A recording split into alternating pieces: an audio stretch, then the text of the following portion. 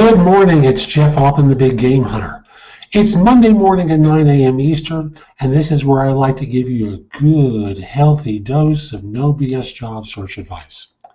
This is a time where I'm going to spend about 15 minutes talking with you about job hunting, because I believe that job hunting doesn't have to be as hard, difficult, or painful as most of you experience it.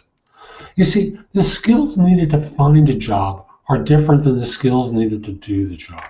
And what I try to do is teach some aspect of job hunting all within 15 minutes in order to help you get your head on straight, help you do more effectively, help you be more effective in your job search, and get to work or get to your next job faster.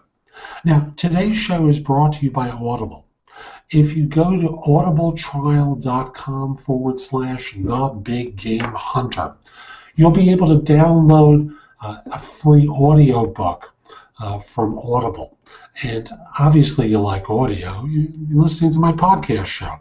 You listen to my other one, which is called Job Search Radio, which is on webtalkradio.net. Like this one, it's in iTunes and a variety of different podcast directories. So I know you like audio. So try out Audible at audibletrial.com/thebiggamehunter. And my other sponsor is consultingassignments.com. That's a site where you can find and fill consulting assignments, like, what a big surprise, full-time consulting positions, temp to perm, and contract to hire opportunities anywhere in the world, completely free. Posting a job, posting a resume is free. Searching jobs and resumes is also free, as is the ability to contact one another. The only thing this site charges for is if you want to feature a job or feature a resume. It is, I can't believe it's $10 for 30 days. And if you're going to feature more than one position, it's going to be a whopping, well, they have programs that'll take it down to as little as $2 for 45 days. So again, that site is consultingassignments.com. Now, over the weekend, someone sent me an email asking me to do a show about contending with ageism, bias against older workers. Now, if you haven't noticed, I'm not 24 anymore. And if you look closely, I'm in video right now, that's a lot of gray in my goatee. So I'm 63, soon to be 64. I've certainly experienced age bias, but I don't fixate on it. And what I decided to do was take that person's request, make it a feature for this show. Originally, I thought of doing an overall show on discrimination, but too big a topic to do in 15 minutes. So I'll cover other forms of discrimination in the future, but for today I'm going to do a show focused on ageism. Now, I want to start by saying no matter what you do, no matter what you say, no matter how you use all these techniques, they may not work. That's the reality of bias. Ultimately, you can only do your side of it, and it may not influence the person on the other side. I know people who deal with issues of race day in and day out, who are not part of a dominant culture, are certainly aware of this. But for those of us who in many areas of our life live with the privilege of being part of the dominant culture, we sometimes forget. So without getting too, I'm not sure what the right word is to use there, too much into the lingo of bias, I just want to offer some techniques for what you can do on your side to present yourself effectively and with strength and with conviction to try and defeat the image that this other person will have, and knowing full well that it may not work.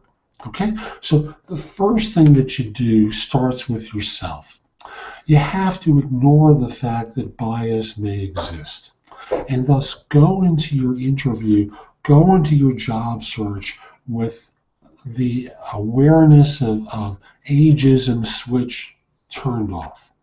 Now, Your job is to think in terms of age neutral, because frankly, it's very natural when you go into a meeting with someone, and I'll use myself as an example. I'm soon to be 64. I sit down with someone 24. It's real easy to think it's going to be hard for this person to relate to me. It's going to be hard for this person to get me, and to trust me. But at the same time, the focus has to be on making a connection, because unless you make the connection, even if you're the same age, you don't get hired, right? So your job is to focus on the connection, not your fear that bias is going to get in the way. So that requires a mental switch on your part getting turned off, and to focus on what you can focus on, which is winning the situation. Now, if you're sending out a resume, I know the traditional advice is, you take all the. Now, I've been recruiting for more than 4 years, because as soon as they see no dates on the resume, they know you're hiding your age. So let's not kid ourselves about that technique. You get the dates on your resume. However, in terms of the years of experience, focus on the last 10, 15 years, because those are going to be the most relevant anyway.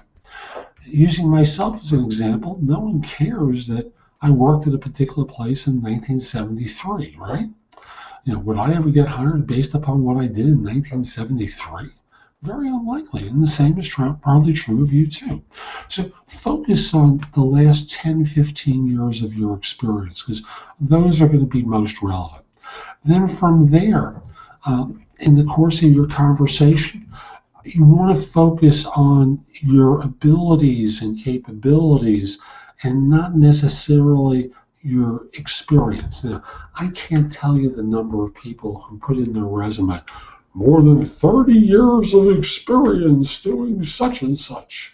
And right off the bat, your attempt to overwhelm is a turnoff to someone who's 25 or 30. So get that,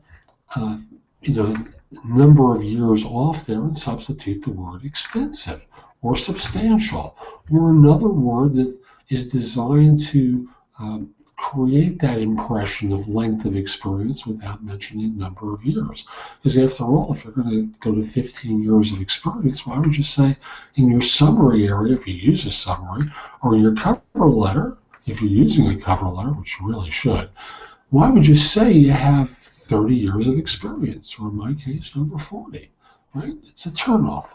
So emphasize your experience rather than, your capabilities and your competencies rather than your numbers of years of experience. And then avoid age references in your discussions with people. Now, it's very natural for people to kind of slip into those conversations where they talk about things. The slang I use in my conversations is from the Stone Ages. So no one is going to be impressed by a project or a task that you did 20 years ago. So when you're interviewing, you want to focus in on the most recent work, because that's the most relevant work. And when you're talking to someone about stuff that you did in the Stone Ages, it's a turnoff.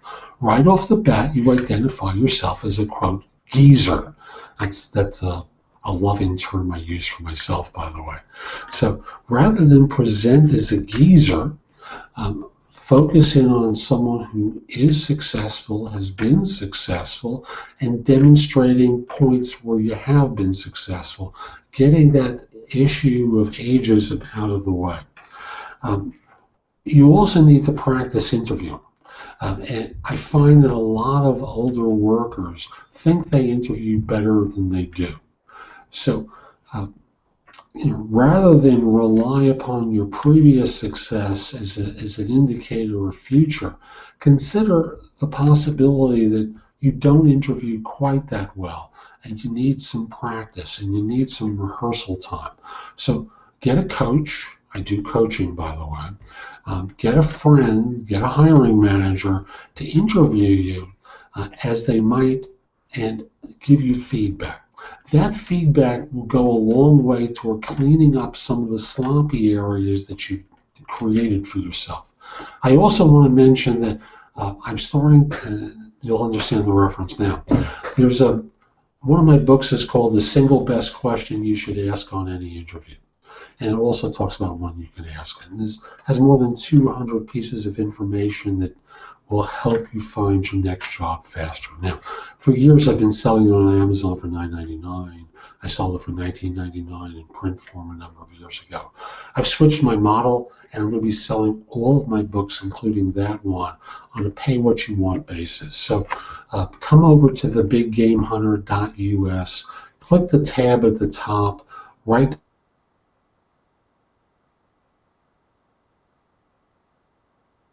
job hunting available as a pay-what-you-want. I hope you contribute and pay something for it, but if you don't, if you can't afford it, you don't think it has value, download a copy. Enjoy yourself.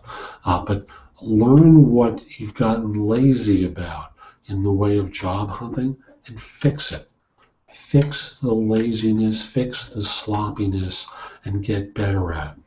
And lastly, and this is a tough one for me, as I've mentioned in one of my videos previously, what you also need to do is maintain your appearance. Now, I'm at one of my heavy points, and I've got sloppy about my weight recently, and it's going to come off, as you'll start to notice over the next few weeks.